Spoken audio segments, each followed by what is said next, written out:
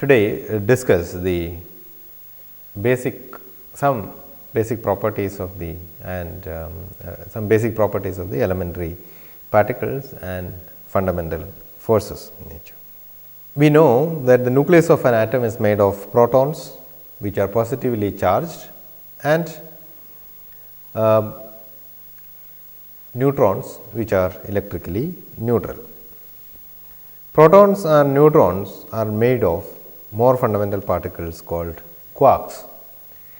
This we know from scattering experiments, which tells us information about the interiors of protons. So, there are different types of quarks, and such different quarks are called up type quark and down type quark, and protons are made of 2 up type quarks and 1 down type quark.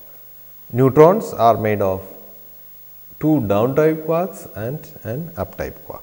They are fractionally charged. The up type quark is made of minus up type quark is plus 2 by 3 times magnitude of the electronic charge E.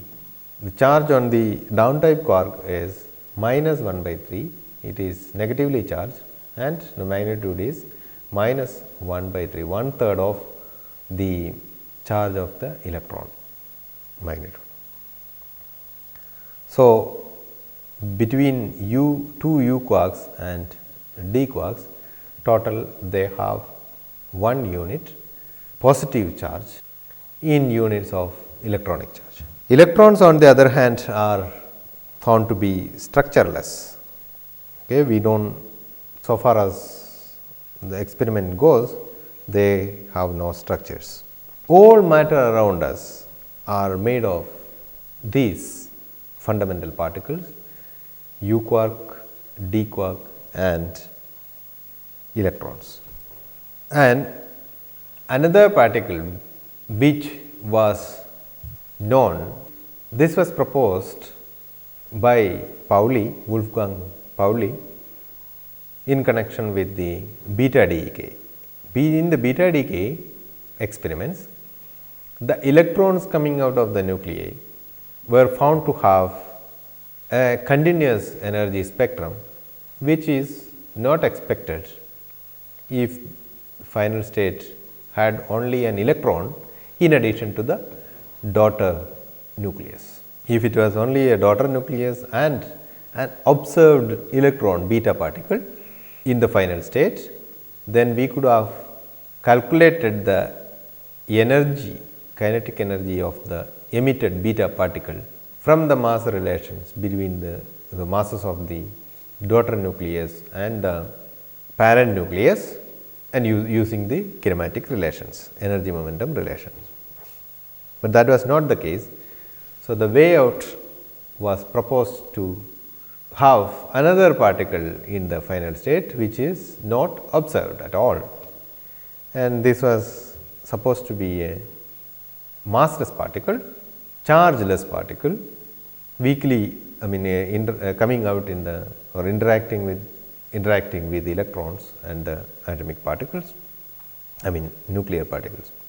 And that was the story at that time in 1930s, and later on in the period of 30s to 50s, many new particles which was otherwise not present in ordinary matter were found in what is now known as cosmic rays.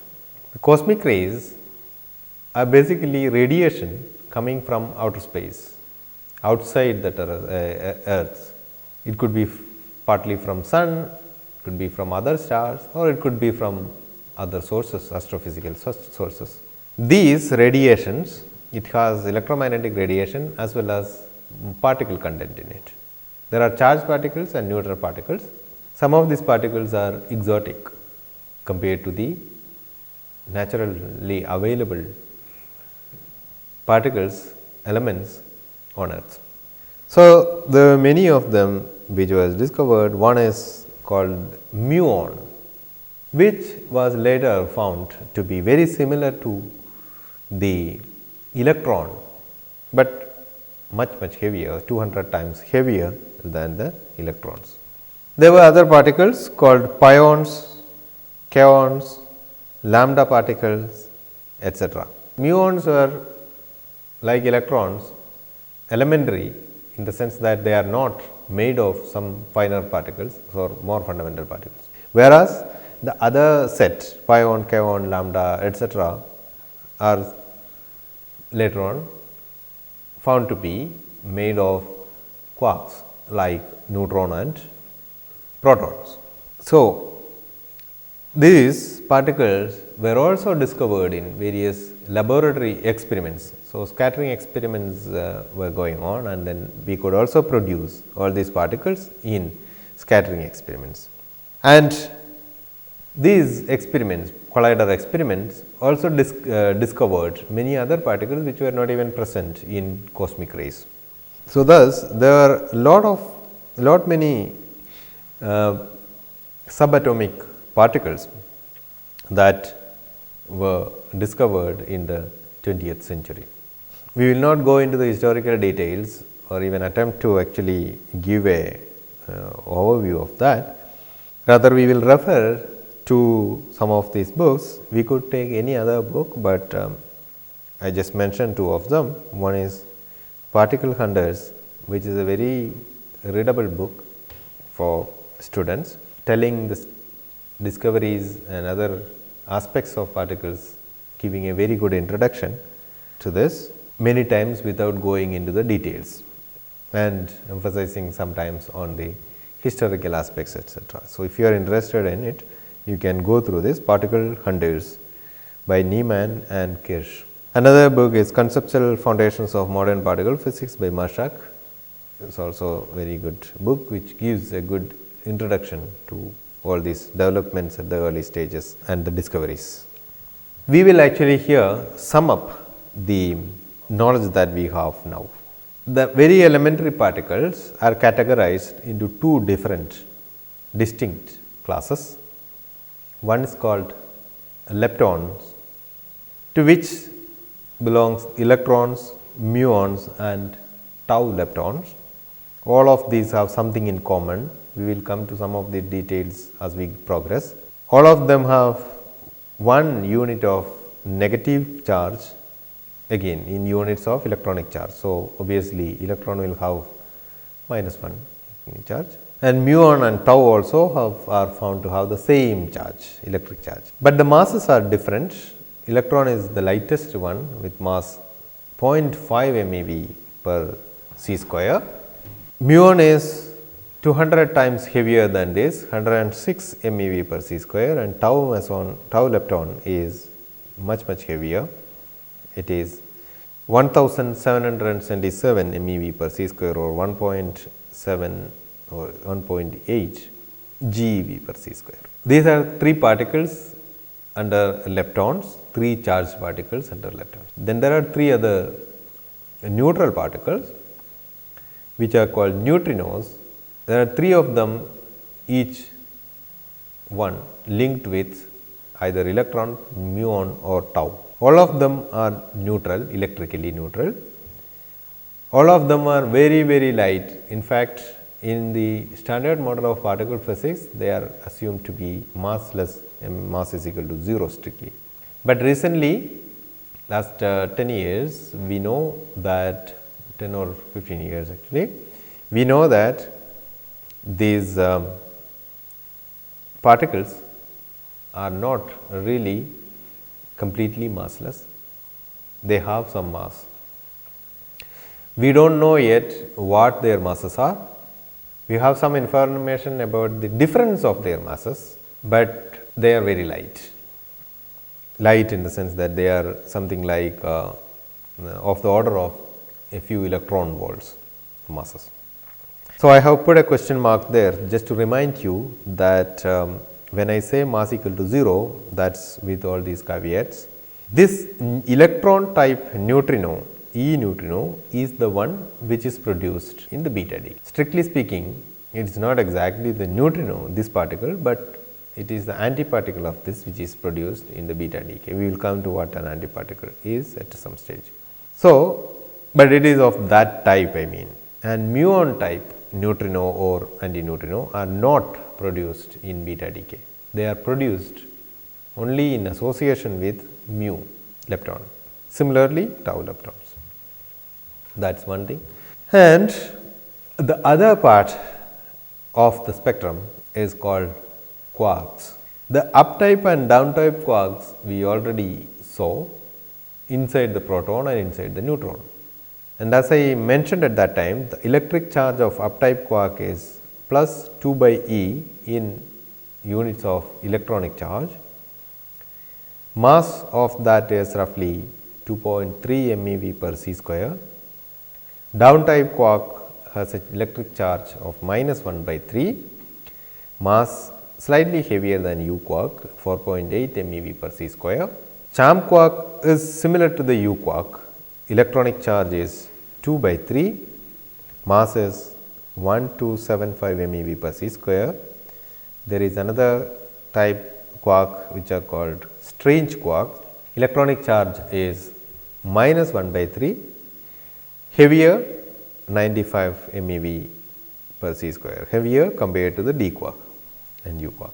Then comes top quark, which is again similar to U and C, charge electronic charge is plus 2 by 3, mass is 173.5 GeV per c square. It is an elementary particle which is something like 200 times, 174 times heavier or 180 or more times heavier compared to the proton, heavier than the proton, and it is an elementary particle. It is an elementary particle in the sense that it is not made of any further finer structure, and in the dynamics of elementary particles, this top quark is one of the crucial components.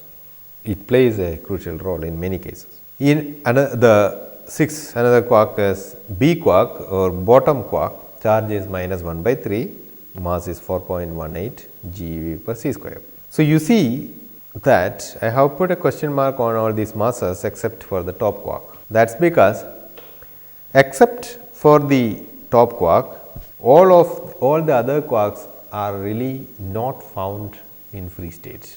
Therefore, when we say the mass of this particle, we have to qualify that statement with various other things. It is the mass of the particle as inferred indirectly, and there again the precise definition of mass itself is somewhat hazy. Okay. So, we have to keep in mind that when I say the mass of this particle, it is some notion of mass of the particle, and then that is not a very precise definition, precise quantity like the mass of the particle, like the mass of the top quark or proton, etc., that we can measure.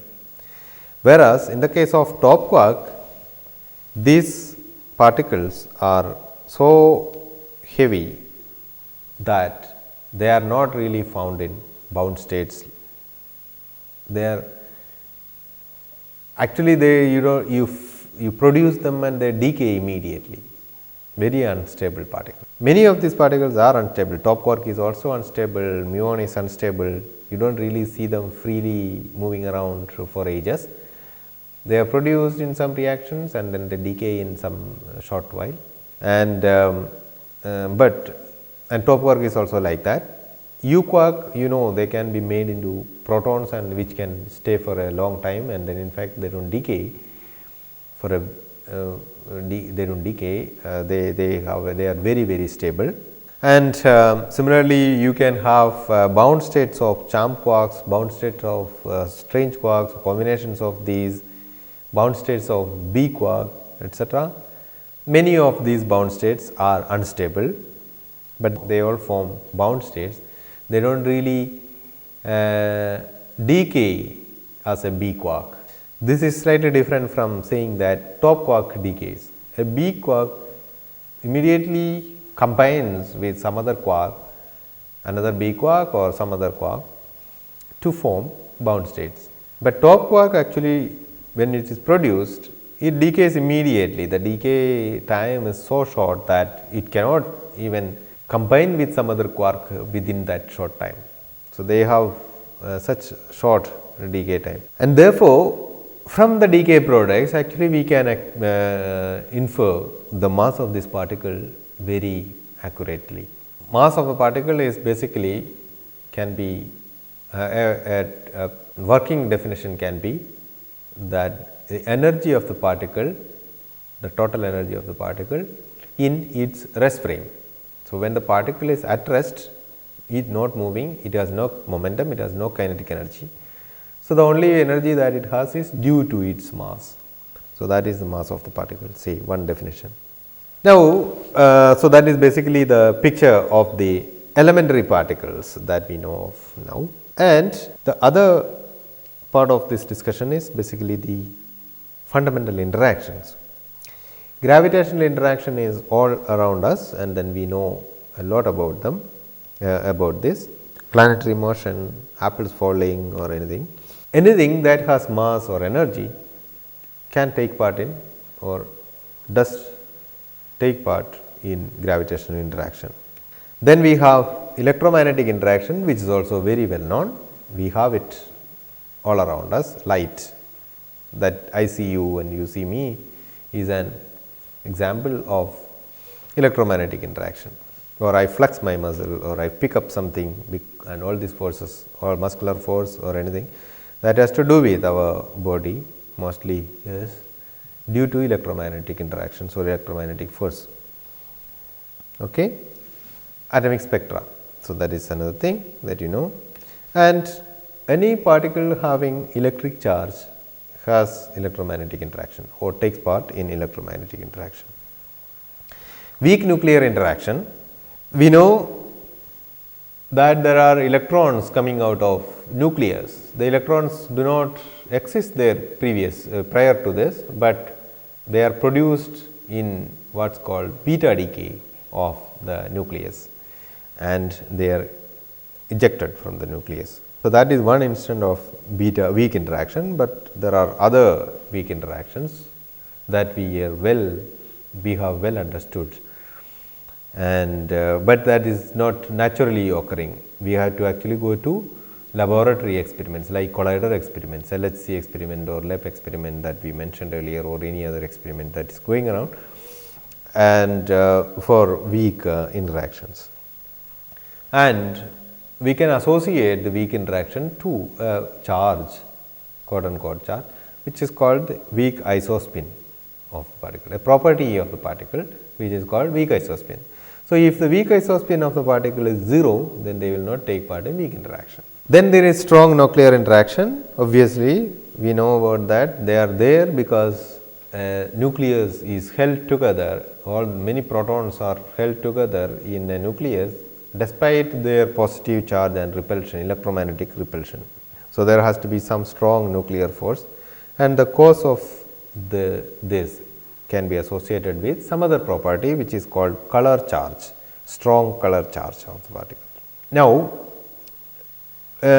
we cannot at some stage at high energies separate this electromagnetic interaction and weak interaction. Instead, we are forced to talk about them as a combined force, which is called electro-weak interaction. This combining, mixing of this joining of these two is similar to the electromagnetic interaction, which is a combination, well, in some sense, of electric and magnetic properties of the matter. I should say the other way around. Actually, electromagnetic interaction cannot be separated into electric and magnetic forces or interactions. Many cases, including when the charged particle are moving, are in motion. Okay? So, you cannot separate this electromagnetic interaction into electric and magnetic forces unless you go to very small non-relativistic cases. So, now in a similar fashion we can actually combine, we have to think about a combined electromagnetic force rather than an electric combined electro-weak interaction rather than an electromagnetic and weak nuclear interaction separately. Coming to the strengths of these interactions, gravitational, so let us take a particular case of proton-proton separated at say 10 power minus 10 meters or 1 angstrom. What is the gravitational interaction between these? Gravitational force say is g mp square over r square, which g is the gravitational constant 6.674 into 10 power minus 11, and then mass of the proton is 1.673 into 10 power minus 27 kilogram. Square of that has to be multiplied with the g, divide that by the distance 10 power minus 10 square meters. This gives us something like 1.868 into 10 power minus 44 Newton. Take the same proton and combine it and find out what is the electromagnetic interaction between these two when they are separated by 1 angstrom.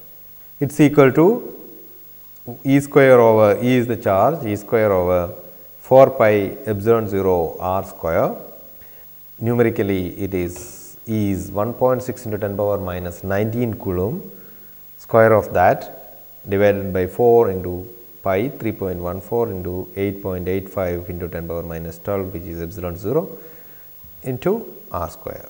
Turns out that it is equal to 2.3 into 10 power minus 8 Newton. So, if you compare the electromagnetic force, the strength of the electromagnetic force with the strength of the gravitational force, you see that it is something like 10 power 36 times stronger compared to gravitational force, which is much very strong compared to the gravitational force. So, let us see how the other interactions are.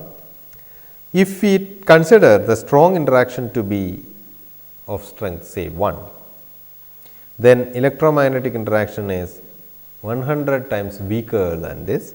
Weak nuclear interaction is 10 power minus 3 times weaker than the strong interactions, or 10 power minus 11 times weaker than the electromagnetic interaction, and gravitational interaction is very weak, 10 power minus 38 times weaker than strong interaction. So, in most of the elementary particle physics studies, we actually neglect the effect of gravitational interaction, because when we consider say proton-proton collision at LHC at 70 eV or 80 eV center of mass energy, we have effect of strong interactions, weak interactions, electromagnetic interactions, etc. And if you consider the gravitational interaction along with that, if what we are saying here is the right thing, then we will not have any effect of this compared to the other 3 interactions. Okay. So, basically we actually do not really consider this here. The other reason is that we do not still have a good theory, a good model for quantum gravity. We do not know what is gravity like at very small scales. Only what we know so far is that even at 1 Fermi scale 10 power minus 15, we do not have the effect of gravity observed so far, and Newtonian gravity is tested up to micron level. So, less than millimeter level, sub-millimeter level, we know that it is gravitational interaction is like the Newtonian gravity. So, therefore, it is very weak at that stage. Beyond that, we do not really know, but if we believe we can take the extend this idea of gravitational interaction that we have at larger scales, then it is going to be very weak until we reach very high energies. All these strengths actually are again scale dependent. So, this is not strictly a constant, you see. At high energies, at energies of Planck scale, say 10 power 19 GeV, we can expect the gravitational interaction to be of the or at a comparable strength compared to other interactions. So, and the other interactions also evolve with energy scale. So, the statement is taken to be taken with some caution, but by and large this is a kind of a guiding principle when we actually look at the strengths of these interactions. Certainly at the scales that we deal with in a normal case, but atomic and nuclear scales, but it is also valid even to a slightly higher scale. Now, how do we understand these interactions? Let us look at electromagnetic interaction between two electrons. Okay, same. So, if you consider an electron interacting with an electron, we can think about it as if, say, electrons exchanging some particles, some information in terms of the quanta of electromagnetic, which is called a photon. Okay. So, we have an exchange of information from one electron to the other, or exchange of something, quantum of the electromagnetic field, or exchange of photons between these electrons, and that is how the interaction happens. That is how we understand it presently. So, diagrammatically I can represent one electron by an arrow, the other electron by another arrow, blue arrow, and exchanged photon by a wavy line, the orange wavy line. See. So, they represent this particular picture, then represent the electromagnetic interaction between two electrons. So, we can say in some sense that the photons are the carriers of electromagnetic interaction. This is true not only between the electrons, but between any charged particle. Electromagnetic interaction between any charged particle is thought of happening through the force carriers photons, or the exchange of the force carriers photons. In exactly similarly, we can think about weak interactions between electrons, right, and but now the interaction is different, therefore, the force field is different, and therefore, the carrier is different. So, the first carrier here is called as a Z boson. Okay. This particle is exchanged, some quantum of the weak field is exchanged between electrons, and then that is basically the interaction between the electrons. And when we talk about strong interactions, electrons do not take part in strong interactions. We will come to the details later. So, quarks, when they interact strongly, they exchange some quantum of strong field, which is called gluon. To sum up, electromagnetic interactions are due to what are called photons. We usually label it a photon by the Greek letter gamma, and the mass of the photon is 0. Photon is strictly massless. Weak nuclear interaction is due to the exchange of, or happens via the carriers called Z bosons and W bosons. Z boson is electrically neutral and massive with mass around 100 GeV per c square. W boson is electrically charged, one unit of either plus charge. There are two types of W's, plus and minus. So, one of them is charged like electron, the other is charged like the proton, and they also have similar mass, about 100 GeV. Well, it is actually 80.4 GeV or so for W and 91.19 GeV for Z boson, roughly 100 GeV. And the gluons are again massless, and they are electrically neutral, but they carry strong color charge. So, they can interact very strongly between themselves, and there are different types of them. There are actually 8 such different type of quarks, gluons that we have in nature to account for the strong interaction. Coming to the other particle, which is a totally different species on it in itself, completely different from the ones that we have been talking about so far, leptons and quarks. This is called the Higgs boson. The standard model particle physics requires this particle, okay, to generate masses for the matter particles as well as the gauge boson particle. We said electron has mass, proton has mass, Z boson has mass.